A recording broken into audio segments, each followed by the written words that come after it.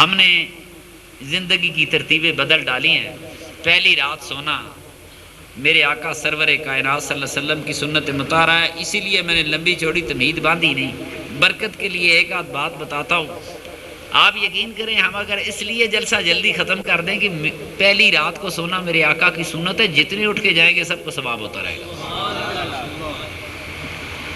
یہ میری عادت ہے، میں کبھی نہیں کہا کرتا وہ علماء کا طریقہ جی جاگتے رہو نبی پاک سے پیار ہے. نبی پاک سے پیار کا یہ مطلب تو نہیں راتیں جاگتے رہے. میرے نبی پاک خود سوئے ہیں. اسلام اتنا رحمت کا دین ہے، مومن سوتا ہے اسے تب بھی ثواب ہوتا ہے. وہ میرے آقا کی سنت ادا کر رہا ہے. دنیا کا کوئی اور مذہب ایسا نہیں جس میں سونے کا ثواب ہو سوائے اسلام کے. اتنا رحمت. میں صحیح کہہ رہا ہوں. ویسے مولوی نہیں سون دیں پہ ناراض نہ ہونا. سون نہیں دیں کہ آپ قبر سونا ہی قیامت تک سونا ہے. وہ شعر و شاعری کرتے ہیں کہ نہیں کرتے؟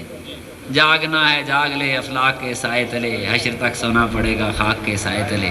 میری بات سنو، یہ نہیں سون دیں. یہ کہتے ہیں قبر جی سوی نالے کہتے ہیں مار بڑی پینی ہوں تو سویں گا کون. ایک گل کرو جی میری بات سنیں. اسی خاک پر اس دھرتی کے اوپر رات کے پہلے پیر کو سو جانا میرے سرور انبیاء کی سنت. فرمایا والے جسدے کا علیہ کا حقن. لوگ کہتے ہیں روح نو غذا دے. ساری عمر آپ نے جتنا تصوف سنا ہوگا، جتنا فلسفہ سنا ہوگا، کہتے ہیں جسم دشمنی روح نو پال. میرا نبی فرماتا تیرے جسم کا بھی تم پر حق ہے. اسلام حقیقت کا دین ہے، یہ قصوں کی کہانی نہیں ہے. قصے کہانیوں والے جسدے کا علیہ کا حق. کیوں؟ تسی جتنی ویکھو گے جی جسم نہ پاک، اے مادی ہے فلان ہے، اپنی روح نو زندہ کر، جسم نو پکا رکھ. سارا تصوف اسی پہ پھر رہا ہے. سنو سب سے بڑا تصوف میرے آقا کی سنت مصطفیٰ صلی اللہ علیہ وسلم پر چلنا ہے. تصوف یہ ہے، شریعت یہ ہے. میرے آقا نے فرمایا تیرے جسم کا تم پر حق ہے. اندازہ لگائیں، اپنے جسم کا حق ہے، گھر والوں کا حق ہے، اولادوں کا حق ہے کہ نہیں؟ ماں باپ کا حق تو ساری دنیا نے بتایا، کبھی اولادوں کا حق بھی کسی نے بتایا؟ اصل میں ہمیں یک طرفہ اسلام بتایا گیا. ہر عہد میں اسلام کا صرف ایک رخ. مولویاں لوگوں نے خوش کیتا اللہ تو انہیں شفا دینا ہے. میں پوچھنا مولوی جی بیمار کون کرتا ہے؟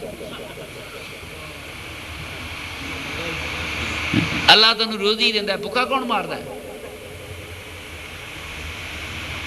یک طرفہ رخ دیے. وَتُعِزُّ مَن تَشَاءُ وَتُذِلُّ مَن تَشَاءُ يَبْسُطُ الرِّزْقَ لِمَن يَشَاءُ وَيَقْدِرُ. قرآن اس کا گواہ ہے. یہ میں اپنی طرف سے بات نہیں کر رہا، لیکن آپ کو نہ صرف ایک طرف بتایا خدا کا شکر ادا کر، اس نے روٹی دی، زندگی دی، وہ دیتا بھی ہے نہیں بھی دیتا. تو یک طرفہ بات نہیں کرتا میں، میری وہ عادت نہیں ہے. پر میرے آقا سرور کائنات صلی اللہ علیہ وسلم نے کبھی یک طرفہ دین نہیں بتایا. اگر والدین کے حقوق ہیں تو اولادوں کے بھی حقوق ہونے چاہیے. اولادوں سے اگر کوئی حق باقی رہ گیا، میرے آقا کا دین ہے، سرور کائنات کی میلاد پہ اکٹھے ہیں. زندگی میں کبھی ایسے موقع آتے ہیں اولاد والدین کے سامنے بول پڑتی ہے. میرے اللہ کا فرمان تو یہ ہے کہ ماں باپ کے سامنے اولاد اف بھی نہیں کر سکتی. کی اف بھی نہیں کہہ سکتی. ام المومنین عائشہ صدیقہ فرماتی ہے میں نے پورا غور کیا، انسانوں کی زبانوں میں اف سے نیچے اور کوئی لفظ ہے ہی نہیں. اگر وہ بھی ہوتا تو خدا منع کر دیتا. ماں باپ کا تو درجہ ہی اور ہے، پر اولاد کا بھی تو کوئی درجہ ہے کہ نہیں؟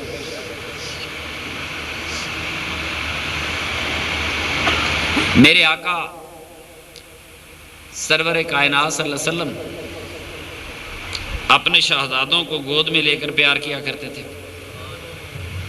جی آج کل دے پیو بھی اپنے بچے نو چوم دے ہوندے، اپنے بیٹے کا ماتھا چومیں گے سنت مصطفیٰ پہ عمل ہوگا. سنت میرے آقا حسنین کریمین کو، اور ایک حدیث میں آتی ہے ایک طرف حضرت حسن اور دوسری طرف حضرت اسامہ، حضور کے آزاد کردہ غلام کا بیٹا۔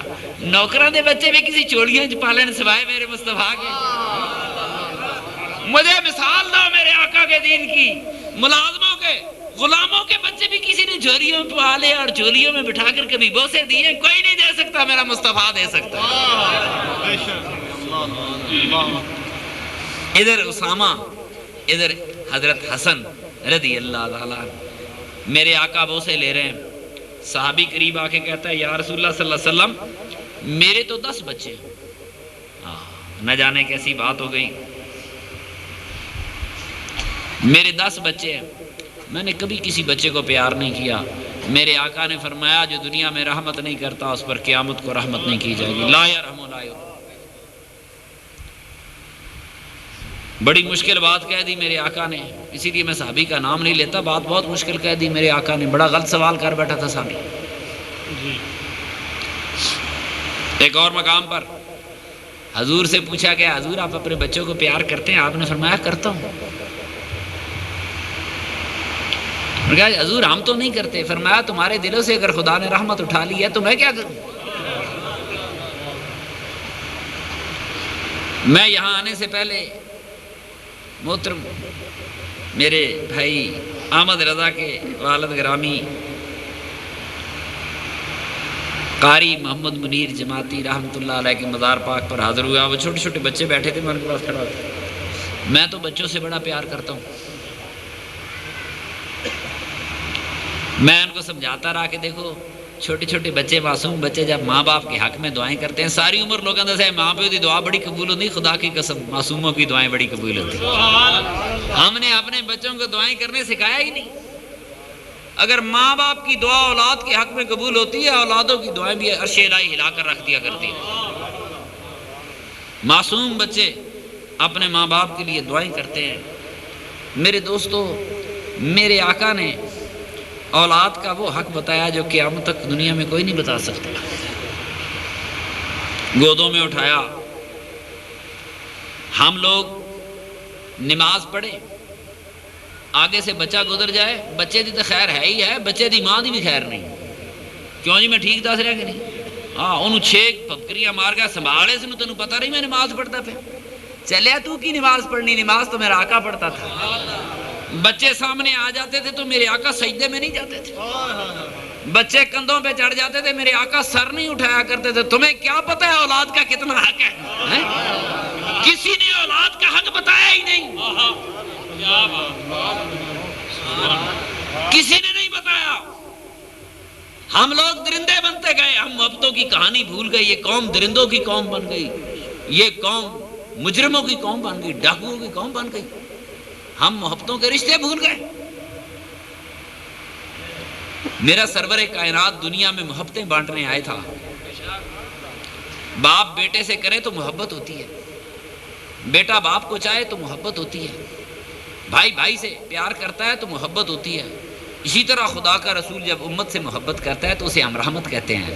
خدا جب اپنے بندوں سے محبت کرتا ہے تو ہمیں اسے رحمت کہتے ہیں۔ رحمت کا معنی محبت ہی ہے اور کوئی نہیں۔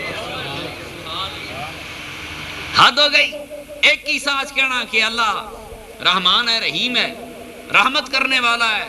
خدا کی قسم جو پیار کرتے ہیں وہ سزائیں نہیں دیا کرتے۔